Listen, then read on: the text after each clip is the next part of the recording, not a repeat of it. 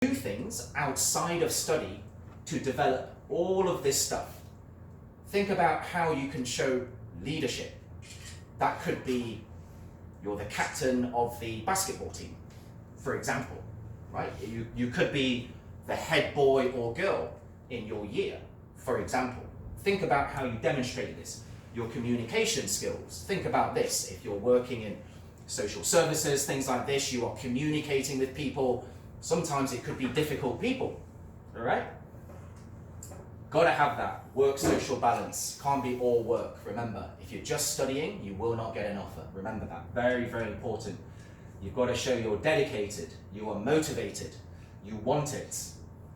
You're going to be very busy doing all of this stuff, so demonstrate that you have good time management skills.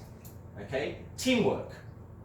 Demonstrate that you can work within a team, whether it's in voluntary work, could be in sports, whatever it is.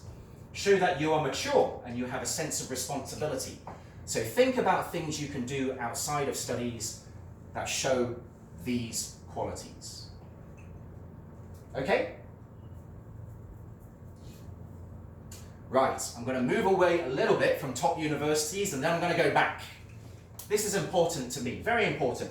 I want to have a quick word with you about IELTS. Okay, IELTS. Now, this is one thing that I find a little bit frustrating. Good IELTS is not the same as good English. It is not the same thing. Okay? So I have met many, many students who have good IELTS, not bad IELTS score at all. Maybe 6.0, maybe 5.56, something like this. But then when I meet them, their English is poor. It's actually not that good, right? Now, if you stopped an average English person on the streets in the UK, just stopped them and made them do an IELTS test, an average English person would only get about 6.0 IELTS, average, really. But they would only need about maybe 1 month of training, and then they would get 8.0, because they can speak English, but what they need to know are the little IELTS tricks to get a higher IELTS score, okay? On average, for an international student, average, it will take 1 year to improve by 1 IELTS, average. Some will do it quicker, some will do it slower, but that's an average, okay? So just sort of work with that. Now, some students, what they think is, oh, okay, if I just go to all my English lessons, no problem. My IELTS will improve by 1 in a year. It doesn't work like that. The only way your English can improve is if, of course, you go to all your lessons, but you must practice outside of your lessons as well. Otherwise, your English will never improve. How do you practice? Well, listening and reading, that's like inputting information, okay? Whereas writing and speaking, that is like output of information. So if you are on your own, you can do input easily. You can do listening. I recommend you listen to BBC Radio 4. BBC Radio 4 on the internet, because there's a lot of talking on that. The best way to improve English on your own, by far, is reading, by far. Read anything. It doesn't matter. Newspaper, magazines, it could be storybooks, it could be textbooks. Doesn't matter. Internet, doesn't matter. Write down any words you do not understand and look them up in a dictionary. Okay, very, very important that. It will improve your vocabulary. It will help students to understand grammar, and it will also help them to understand correct syntax. Syntax means how to build a sentence. Reading is by far the best way, but you've got to practice as well. Practice your speaking with friends, with teachers, and so on. Remember, good IELTS is not the same as good English. learning the IELTS tricks will not help you in your studies. At all. At all. Right, so let's go back to top universities now. Let's talk a little bit about Oxbridge. Oxbridge is Oxford and Cambridge University. Okay, so how do you get to Oxbridge? Okay, so again, you have to do a UCAS form. You've got to do an Oxbridge form. The application deadline is much earlier, actually. So for other universities, the application deadline is in January, if I remember correctly. But for Oxford and Cambridge, the deadline is normally around October. So it's much earlier, the deadline. Interview, probably, for most courses. You may have to do an additional exam. So for things like medicine, you have to do, it could be the UK CAT or the BMAT. It's like an exam kind of thing. You'll get a conditional offer, you've got to meet the grades. Of course, it's not that easy, right? It's not as simple as doing some forms and then passing an interview. It's not that simple. At least 2 years of outstanding preparation is required to get into Oxbridge, if not more. That's a minimum of 2 years preparation. You have to be exceptionally good to get into Oxford or Cambridge. Very good students often get rejected. Don't believe me? Look at this. Every year, around 33,000 straight A students apply for only 6,500 places at Oxbridge. That means every year, 26,500 straight A students. These students have got A's in everything they have ever done. All A's in GCSEs, all A's in A levels, everything. This number gets rejected from Oxford and Cambridge every single year. And so remember, it's not just about getting straight A's. It's not enough. Not enough. I'm going to move away a little bit from Oxford and Cambridge, then I'm going to come back again. Okay, so one thing I do find a little bit frustrating is a lot of students will choose a university based on one thing, ranking. Okay, I want to go to #1 university, or I want to go to top 10 university. Okay, that is the wrong way of choosing a university, or even anyway. Okay, and so you should not make a decision based on ranking. That's a bad way of thinking, really bad.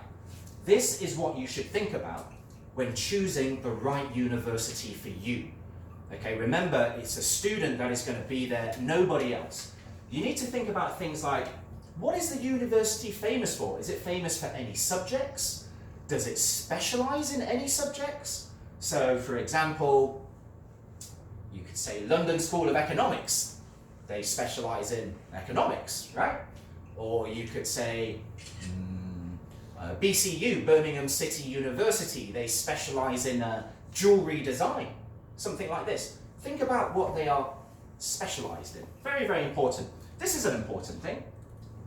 Do you, the student, do you prefer to have a campus university or a city university? Now, a campus university is a very big, beautiful university with a big campus, lots of green things and trees, very, very beautiful. But often it is far, far away from a city centre, okay? Or do you prefer a city university? Not so green, not so beautiful, but much more convenient. It's either in or very close to a city centre. Think about that. What sort of teaching style do you prefer? Do you prefer more problem-based practical learning? So that's more workshops, practical seminars, or do you prefer subject-based, which is more old-fashioned and traditional, like lectures? Think about the entry requirements and any additional things that they ask of you. Could be an exam, whatever it is, yeah? Do you think you can meet those entry requirements? Do you feel confident about the exam or the interview? This is what top universities are looking for. Again, we've talked about this. academic ability, a real interest in the subjects, and you would demonstrate that through voluntary work, things you do outside of your studies, and your potential for the future. Okay? Yeah. Do not choose a university just based on the ranking. Don't do that. Don't do that. Big mistake. The brand. Because you see the university branding everywhere, oh, I'll go here then because I see it everywhere. Okay? Or just because your friend says, you know, oh, my friend says this is a good university, whatever. Think about the other things. Very, very important. Make a decision about the degree at the university that is right for you. You, not your friend. You. Okay, so let's move back to Oxford and Cambridge. Okay, so Oxford and Cambridge is very, very old-fashioned, maybe 600 years old, and it is something called the collegiate system. So what it means is that the university is made up with a number of different colleges. Okay? All those colleges are part of Cambridge University or Oxford University, but they all operate separately from each other. They're completely separate. And so they have their own admissions requirements and admissions tutors and everything, okay? You cannot choose both Oxford and Cambridge on your UCAS form. You can only choose one, not both. Right, so these are the Cambridge University colleges. There's lots of them, right? All of these make up Cambridge University. These are the Oxford University colleges. All of these make up Oxford University. There's lots of them, right? Know the statistics. This is where it starts getting quite important. Okay, so the colleges with the most money attract the most applications. Always, always, always, okay? And so therefore have the most competition. So which ones are these? So the most rich college in Oxford is St. John's. Who's studying? Me? No. I don't know, to be honest with you. I don't know, so you're testing me now, right? Okay, sorry about that. And the most rich for Cambridge is Trinity College. Okay, so these are the most popular ones for sure. But also some subjects are super, super popular, get a lot of competition. Some subjects are less popular. Now, this is where it starts getting interesting. Now, if you come to MPW, our teachers will give you advice about this. If you want to have the best possible chance of going to Oxford or Cambridge, what I would recommend is you apply to a college that has the least amount of competition, right? So, to give you an example of how it works, if you wanted to apply for maths at King's in Cambridge, there are 5.8 applications for every one place for maths at King's. However, if you applied for maths at Newham, also at Cambridge, there are less applications than there are spaces available, which means you have a much better chance of getting a place here, Cambridge University, than here, right? Or if you want to apply for economics, well, guess what? Queen's has over 16 applications for every one place. But if you apply for economics at Trinity, there's still a lot of applications, but a lot less than Queen's, right? 5.7 applications for every one place. Or if you look at Oxford, a pretty popular course in the UK is something called PPE, Politics, Philosophy and Economics. Overall at Oxford, there's around 3.2 average across all of Oxford, applications for every one PPE place. But again, if you break it down by the colleges, it makes a difference. Balliol, 5.5 applications for every one place. But then if you apply to Mansfield, there's only 1.8 applications for every one place. And so you've got to know these statistics to give you the best possible chance of getting into Oxford or Cambridge University. Don't worry, I do not expect you to know this. Our teachers will guide you about that, okay? You want to be a doctor. Medicine is a very, very popular choice of subject. I think we all know this. I personally, I don't actually think medicine is the most difficult subject to get onto. I don't think it is. Can anyone here tell me, what do you think is the most competitive subject to get onto at university? If anyone can tell me, again, 200% scholarship, because that's a difficult question. Computer science? No. Okay, I'm going to stop now, just in case someone gets it correct. So I can't give away 200. Sarah will kill me, right? I think the most competitive course to get onto is vet science, being an animal doctor. Sweden.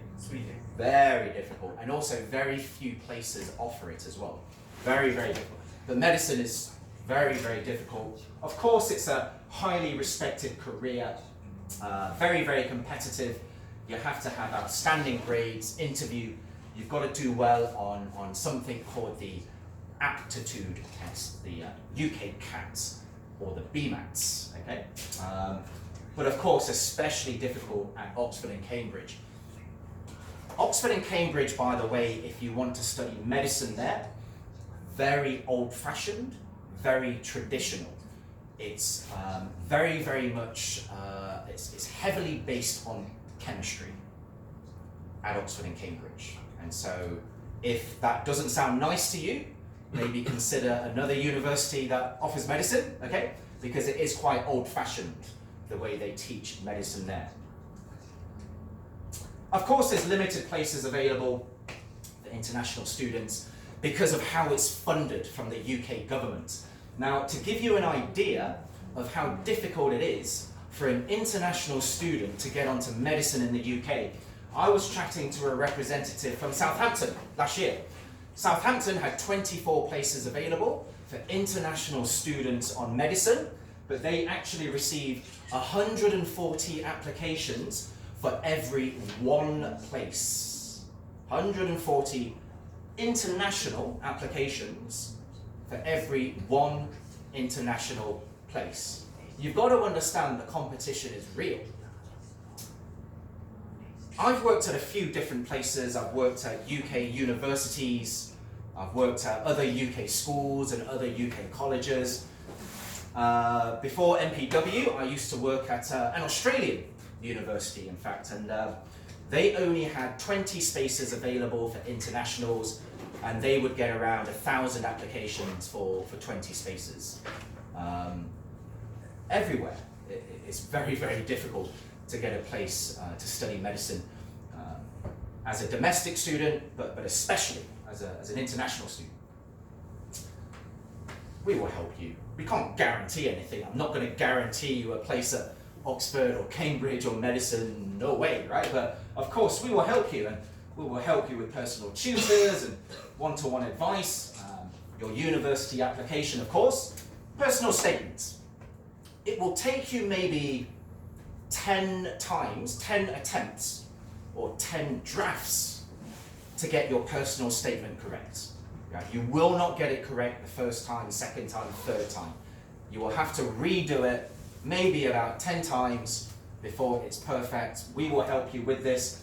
Of course, UK CAT, BMAT, we will help you. Okay, of course, it's our job to help you.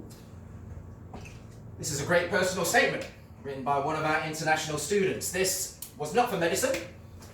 This was for dentistry. And so he started off, oh, by the way, this is just an example. Never, ever, ever, ever copy personal statements. Never do that. Because universities, they keep copies of personal statements, and what they do, it's amazing technology nowadays, amazing. They scan it into a machine, and so if they get a personal statement, they will scan that through a machine, and then it will come up highlighted as red if it's been copied from a book or another personal statement. Okay? Computers nowadays, it's amazing, right? Don't copy any personal statements. But this is a good one. And so he starts off with basically, you know, his background, why he wanted to study dentistry. He demonstrates an understanding of the job. I'm not going to read this, it's okay. He talks about the work that he did. So it was like voluntary work, things that he observed, the sort of procedures he watched, what he learned from that, okay? He also talks about his influences, such as his aunt and so forth, okay? Again, why he's motivated, why he wanted to do this. He then talks about things that he did at school, what he contributed to school life, okay? What it learned him, you know, so he became a manager, he trained employees, he learned to delegate work and so forth. So it wasn't just about studying. He did some voluntary work at a preschool with children. There were some disabled children in that school, and that taught him like some communication skills and to understand diversity and things like this, okay? Shows he's a good human being. Extracurricular activities, okay? Remember, it's not just about studying. And so he's shown, for example, how his extracurricular activities, how being a captain has demonstrated leadership, organizational skills, sense of responsibility, discipline. He then talks about things outside of studies, because studies is very stressful. And he's saying, plays card games to relax, okay? And then he listens to music and watch TV. He says he does stitching. I don't know if I believe that, like sewing, but who knows? Who knows, okay? And so, but yeah, this kid, he was actually from Hong Kong, went to Sheffield, if I remember correctly, to do dentistry.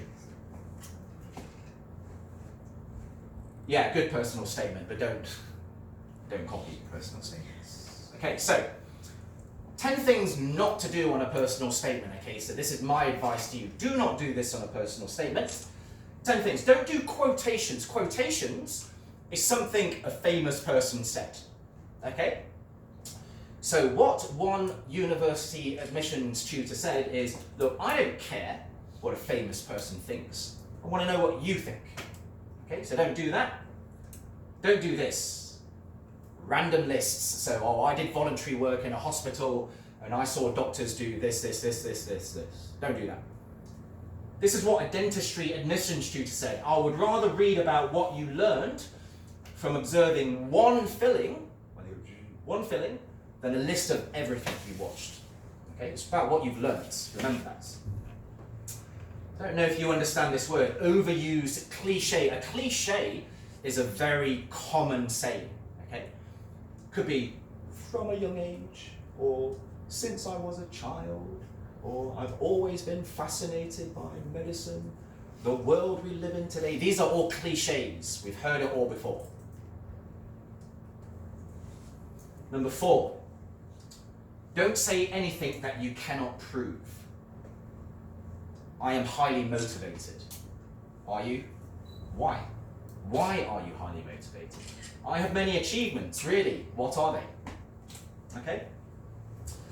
Yeah, try to avoid using this word too much, because a lot of people and students use the word passion a lot.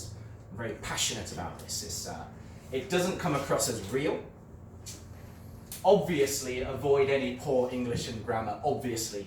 But then, of course, our teachers will help you to do this. Like I say, it will take about maybe 10 or even 12 tries before you get your personal statement exactly correct. Don't lie, don't copy, don't exaggerate. Okay? So this is what an admissions tutor said. If you didn't do it, read it, or see it, don't claim it. Don't try and be funny. And so one admissions tutor said it can either be very, very good or very, very bad if you try and be funny. Or an admissions tutor may not have your sense of humor. And to be honest with you, I've met many admissions tutors. I don't think they have any sense of humor. So just don't try and be funny, really, okay? No negative comments or excuses. Don't blame people for something that went wrong. Don't say it wasn't my fault. Nothing like this, okay? Finally, don't include irrelevant personal facts, okay? It's all got to be relevant information for the course you are studying. Finally, what I'll do is I'll give you a little bit of advice about the interview itself. So remember, the first 30 seconds to a minute are very, very important. These are kind of a list of very, very common questions that are asked at interview, okay? And so it's worth preparing answers in your minds to these questions. Very common questions. Why did you choose this subject? Why did you choose this university? You've got to do your homework. You've got to know about that university, its history, what it specializes in, and so forth. Why did you choose your A-level subjects? Some strange, what did you read on the train to the interview? What can you bring to the university? What are your weaknesses? That's a difficult question, right? How would you answer that well? So if someone said to you, what are your weaknesses? What's a good answer to that question? Can anybody tell me? What are your weaknesses? What's a good answer to that? If you say, oh, my weakness is I'm very lazy, it's not a good answer. To get over the weakness. I'm better student, but I have good experience. I'm better student. Yeah, if you're a mature student, you have life experience, you have work experience. Pretty good answer would be, thank you for trying. It is, I'm too hard on myself. I'm a perfectionist. I've got to get everything right. I put too much pressure on myself, right? Something like that. What work experience have you done? What did you learn from it? Remember, it's not just about what you did, it's what you learned from it. Very, very important. Yeah, sometimes you will be, I ask this at interviews, I think I might have asked this to you, Kang, when I say, what do you see yourself doing 10 years from now? Okay.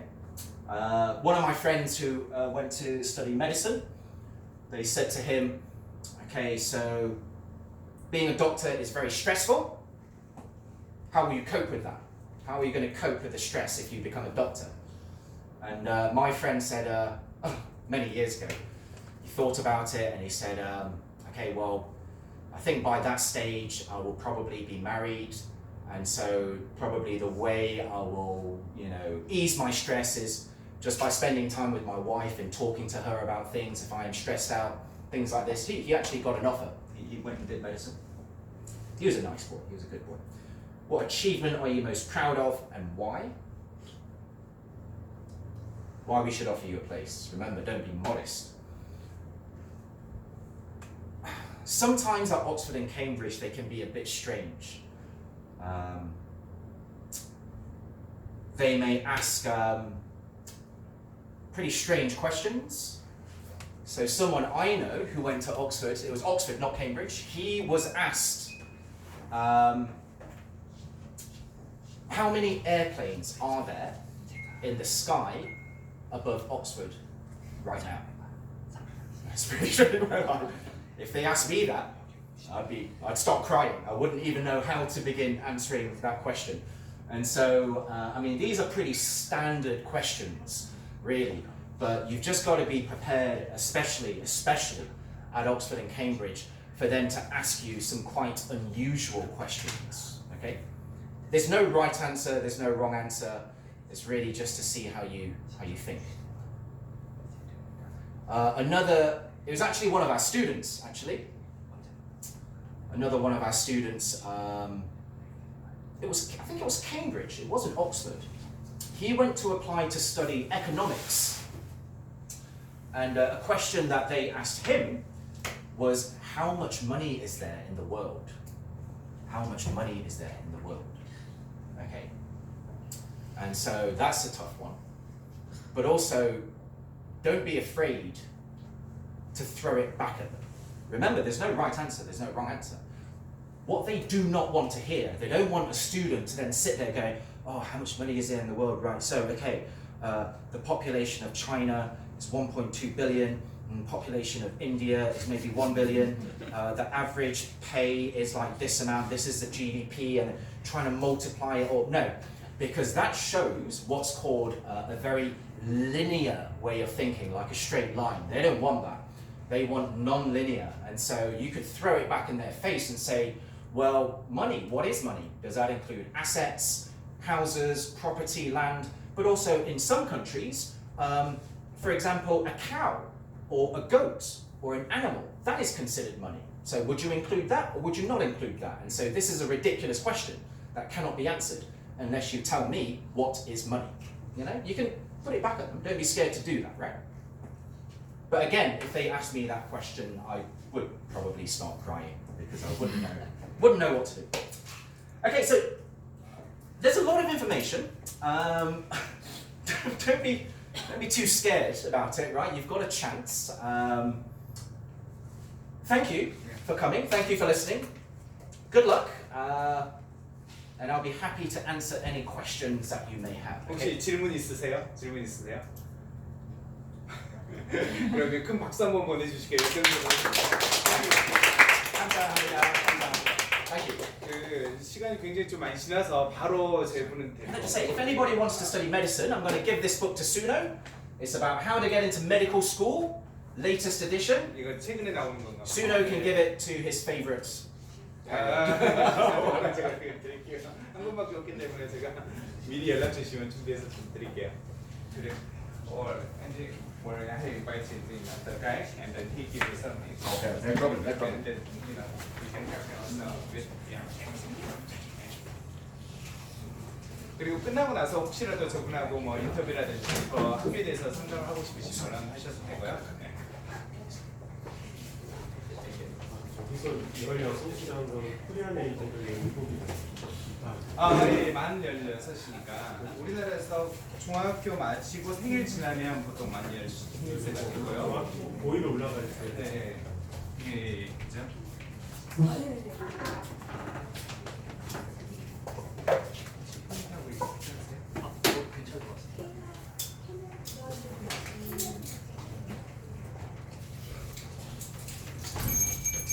좀 혹시 한 5분, 10분 정도 브레이크를 할까요? 네. 화장실 있고 이렇게 음료수 있으니까 보세요.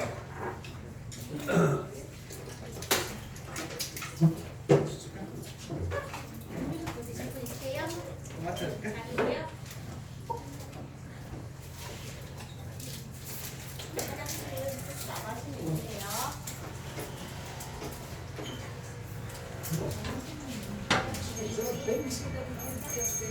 You're not a baby. 예, 전에 그 여자분이 계셨는데 여자분이 이제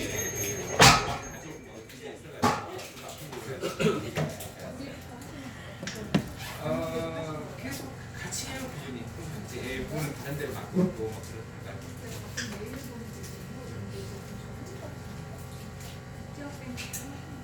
그러니까 사각기타라는 부분이 있고 그다음 저분도 있고